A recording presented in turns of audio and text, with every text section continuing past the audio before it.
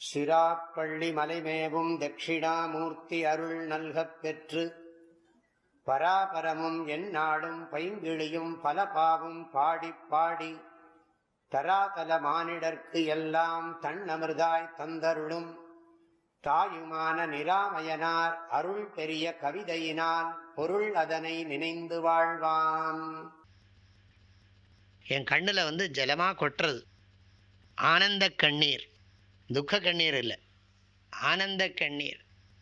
என்ன புண்ணியம் பண்ணேனோ தெரியல, இப்படி எனக்கு நிம்மதியை கொடுத்தீர்களே அப்படின்னு சொல்லி சந்தோஷத்தினால ஆனந்த கண்ணீர், இரு கண்களும் ஆனந்த கண்ணீர் சொரிய. அது எப்படின்னு தெரியல, ஆராய்ச்சி பண்ணால் தான் தெரியும். ஆனந்த, அதாவது துக்கமான கண்ணீர்னா இந்த வழியாக விழுமா உள்ளுக்குள்ளே, ஆனந்த கண்ணீர்னா இந்த ஓரமாக வழியுமா கண்ணீர்னு சொல்கிறாங்க. பார்க்கணும். அதனால் அதை நம்ம அந்த நேரம் ரிசர்ச் பண்ண முடியுமா? அது மாதிரி யோசிக்க தோணாது அந்த நேரத்தில்.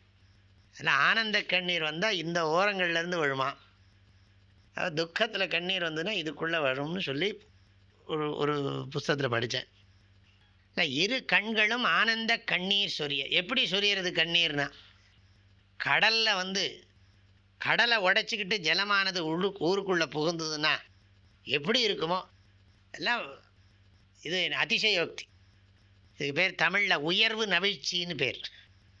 அதிசயோக்தின்னு சும்மா மிகைப்படுத்தி சொல்கிறது. கடலில் திறந்த மாதிரியா விழும், அப்படியே அர்த்தம் பண்ணிக்கிறது சொல்கிறார். அவ்வளவு தூரம் அருவியாக கொட்டித்துன்னு சொல்கிறோம். கடலின் மடை விண்ட மாதிரி கொட்டித்துங்கிறார். இப்படி போயிட்டே இருந்ததுன்னு அர்த்தம். கடலின் மடை விண்டது என்ன? கடலின் மடைனா என்ன? மடைனா தடுப்பு. அது விண்டதுன்னா அது விண்டு போயிடுச்சு. அதுக்குள்ளேருந்து பழையபடியும் பேக் வாட்டருக்குள்ளே போகிறது இல்லையா, அது மாதிரி. கடலின் மடை விண்டது என்ன? இரு கண்களும் ஆனந்த கண்ணீர் சொரிய. ரெண்டு கண்லேயும் ஜலம் வந்து கொண்டே இருக்கு. உடலும் புலகிதமாக, உடம்பெல்லாம் ரோமாஞ்சனம், இந்த ஆனந்தம் தாங்க முடியல. எனது உள்ளம் உருக உபாயம் செய்தாண்டி, என்னுடைய உள்ளம் நன்கு பக்குவப்பட்டு அதிலேயே மெஞ்ஞானத்திலே நிலைத்திருப்பதற்கான வழியை என்னுடைய குருநாதர் எனக்கு செய்து கொடுத்தார் என்று சந்தோஷத்தை இப்படி சொல்கிறார். கடலின் மடை விண்டது என்னன்னா போலன்னு அர்த்தம். கடலின் மடை விண்டது என்ன? இது பாருங்க, எல்லாத்துக்குமே வாச்சியார்த்தம் பண்ணவே முடியாது, லட்சியார்த்தம் பண்ணி தான் சொல்லணும். கடலின் மடை விண்டது என்னன்னா அது போல சொல்கிறோம் இல்லையா. வெந்நீரன் இந்தது என்ன, வேலை பிடித்தது என்ன, கண்ணீர் வந்தது என்ன, காவி உடுத்தது என்ன அப்படின்னா அதனுடைய என்ன மகிமை என்ன. இந்த வைஷ்ணவாள்லாம் அப்படி தான் பேசுவாள். இந்த வைஷ்ணவாள்லாம் இன்னைக்கு பெருமாளுடைய சேவை என்ன, ததியாராதனை என்ன, அந்த என்னன்னு வரும். அது பெருசாக ரொம்ப விசேஷமாக சொல்லும்.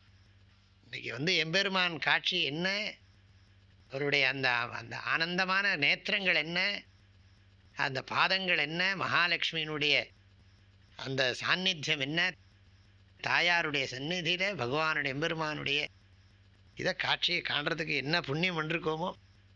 இந்த என்னங்கிறது ரொம்ப நேரம் சொல்லுவாள். நான் சரியாக சொல்லலை, அது நிறைய சொல்லுவோம்.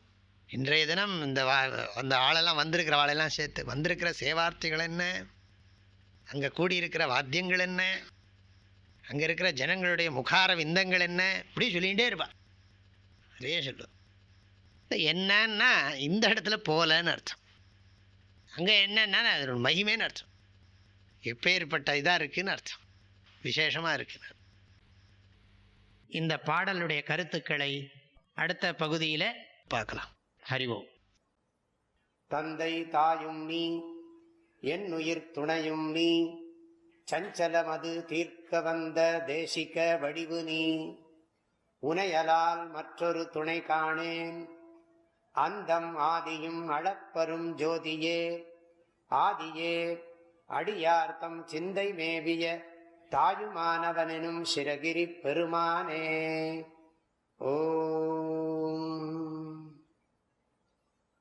தேனி வேதபுரி பூஜ்ய ஸ்ரீ ஓங்காரானந்த மகா சுவாமிகளின் அருட்குரலில் கற்பவை கற்போம் என்ற தலைப்பிலான தாயுமானவர் பாடல் விளக்கங்கள் நாள்தோறும் வாட்ஸ்அப் வாயிலாக அன்பர்களுடன் பகிர்ந்து கொள்ளப்படுகின்றன. இதனை உங்களது மொபைலில் பெற 8825 என்ற எண்ணிற்கு உங்களது பெயர் மற்றும் ஊர் விவரங்களை வாட்ஸ்அப் செய்யவும். ஹரி ஓம்.